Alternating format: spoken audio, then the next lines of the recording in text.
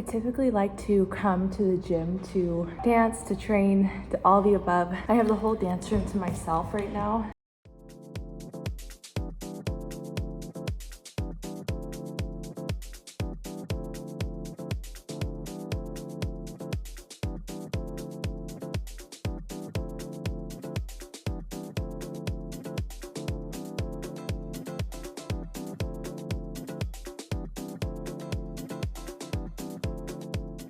What a great spot.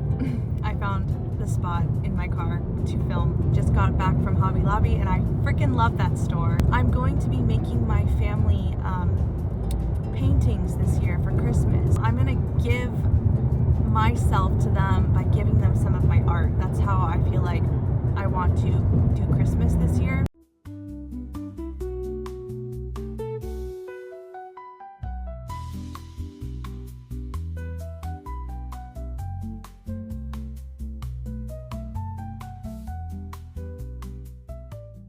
As you can see, I just woke up and you can see my bed head. Bed head, no makeup. I'm just naturally here and we are going to start the day off reading my Bible.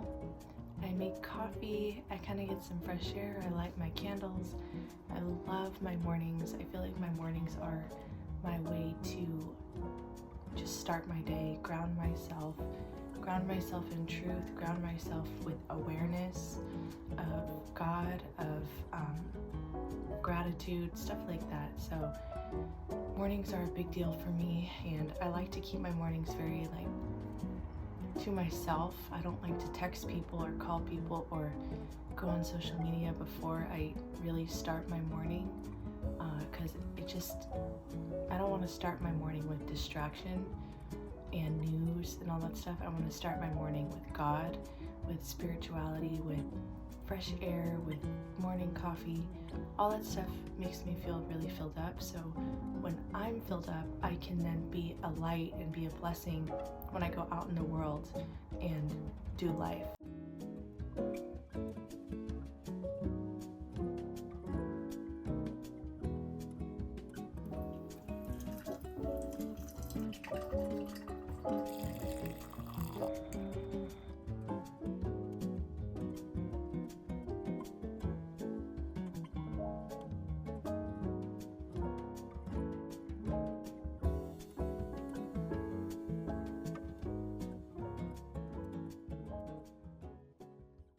So far, I've had breakfast, I've made my coffee, and now I'm gonna go to Target and maybe take a little walk because it's gonna be raining a lot today, apparently, and I want to do that before it starts raining, and I'm gonna put some lipstick on now because I gotta go. The rest of the day I'm gonna spend watching movies while I do my artwork and my painting and just doing my laundry and just keeping it really chill. I kind of feel like I'm getting a sore throat, so I'm really going to be mindful of what I do today because I really don't want to get sick when I see my family. But I don't want to speak this over myself because I don't want to be sick. So I'm going to just continue to love myself and love my body and treat my body with respect. And I have faith that it won't be as bad as I make it. Anyway, peace out. Can't help myself, I'm back again. This store is literally a candy store and I'm gonna get these two. So I ended up just coming home. I went to Hobby Lobby and I got more paint because I want to paint. This paint is really good. If you really want to paint something on wood, this is really good paint. It's really inexpensive too. It was only $6. But yeah, I just wanted to come home because I feel like it's gonna rain and it's windy, and honestly I just want to feel better. Like I said, I kind of had a little something going on and I bought some medication. Hopefully it works, and yeah, I'm just gonna have a nice evening. Well, it's only like 10 o'clock. So I'm gonna have a nice day, probably take a little walk outside. For the first time in my life, I actually feel so content being single, being alone, being in my solitude. I'm not longing for anyone. I'm not wanting anyone. I don't have feelings for anyone, and it's okay. Like, I feel so at peace with that right now. I feel free. I feel like I've gotten to a point in my life where I'm genuinely enjoying my life without a person without depending on someone, without depending on my circumstances. I'm genuinely just existing in my life, and I've come to so much acceptance in my life, acceptance of where I'm at in my life, acceptance of my circumstances, acceptance of things that's happened in my life. And I really can truly say, like, when you get to a point of acceptance and surrender, that's where the real peace and joy live, is when you stop trying to control. Your singleness doesn't have to be so depressing. It doesn't have to be so sad. Like, there's so much to do. There's so much to learn. There's so much to create in this life. Like, as an artist, I'm working on my art. I'm working on this one right now. And I just have a very full life. And, you know, to an outside source, someone might see my life and be like, wow, like, she doesn't have the best clothes. She doesn't, you know, she's still in college at 24. She's still working at a retail job. You know, she doesn't have the ideal life. But you know what? For me right now, I see my life as rich. My friend said it like this: if you can be grateful for the penny in your life, then God will allow you to be grateful for the $100 bill. So just because you're grateful in your life for what you have right now, it doesn't mean you don't desire or you won't get more in your life. It just means that your heart will be more open to receiving more.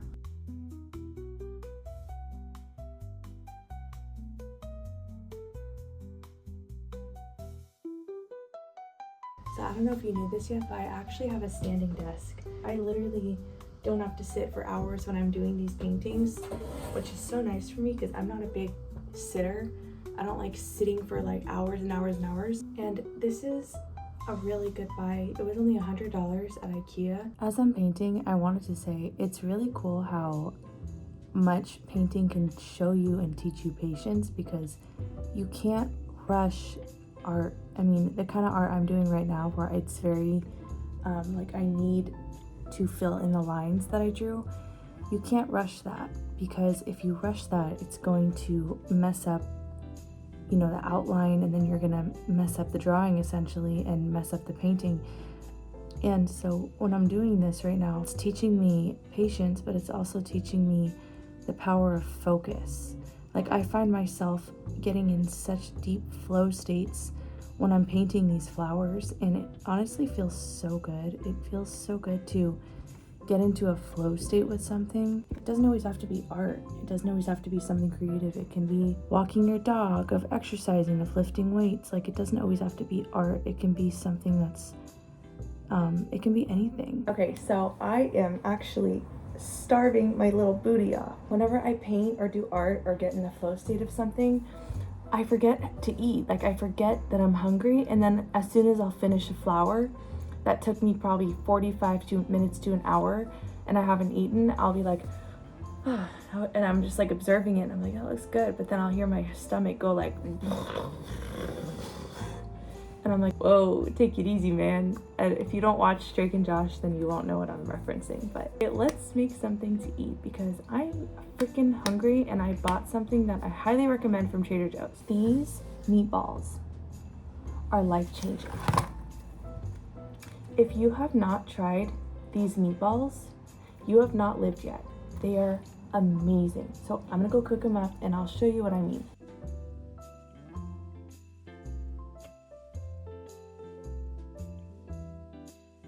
Something I do while I'm usually cooking is, when I'm cooking meat, a good tip I have, that I don't know if a lot of people do this, but when you're cooking meat, add in vegetables while the meat's cooking, so the oil from the meat is gonna cook the vegetables and it's gonna taste really yummy. This wind is freaking me out. Look at it. It's windy and rainy here in San Diego, so I'm really glad I'm just staying inside. Like, look at this. It doesn't, okay, that doesn't do justice, but it's actually like really, it's so windy that there's warnings. Taste test with the zucchini.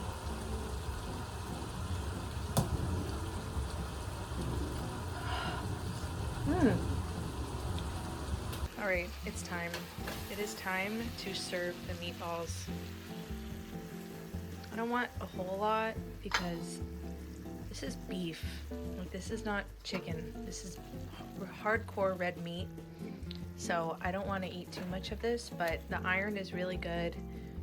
The squash is really good for just carb and veggie. And by the way, that's not what you think it is. That's protein powder. These meatballs, guys, are so good. They have like a peppery taste. Taste test. Cheers. Orgasmic.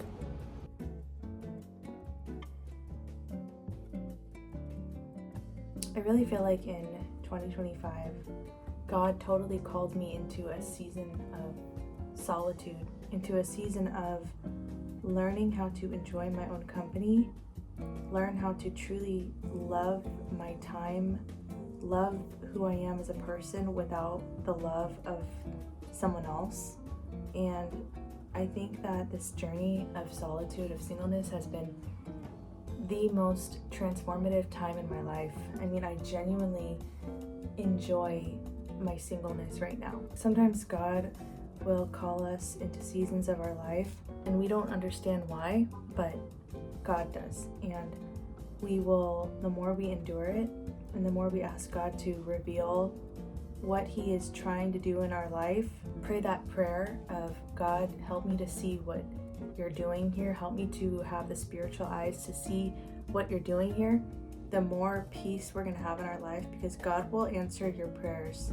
God has been developing my character and pruning a lot of bad branches in my life. You know, I've gotten to a point where I've endured a lot and I'm in a grace period right now. Now that I got the lesson and I feel it and I see it and I know it and I've embodied the lesson now of what God was trying to show me and reveal to me, I have this period right now of grace. And that's what happens, is that our life is a constant ebb of flow of strengthening our character and then a grace period, strengthening our character and then a grace period.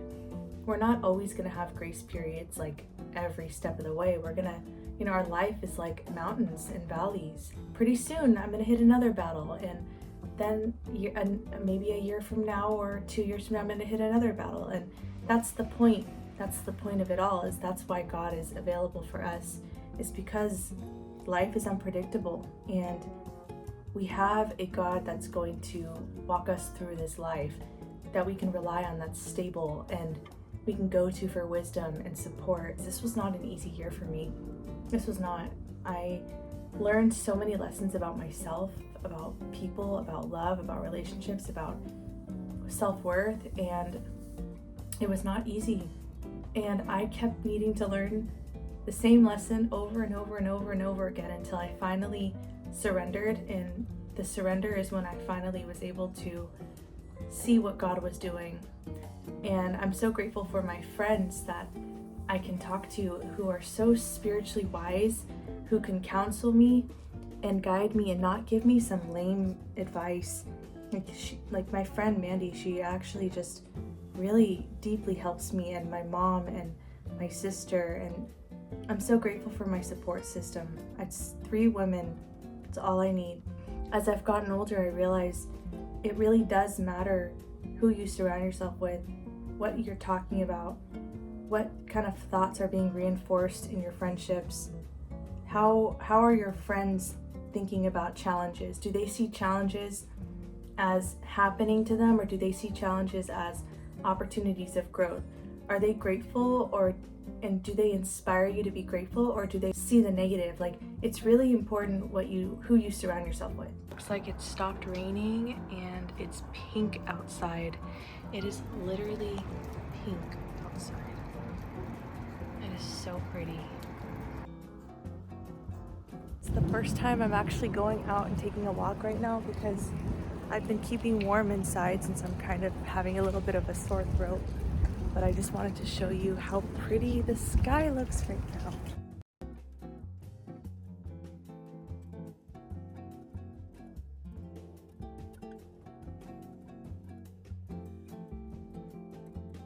I'm all showered up, I feel clean, and I'm hungry again.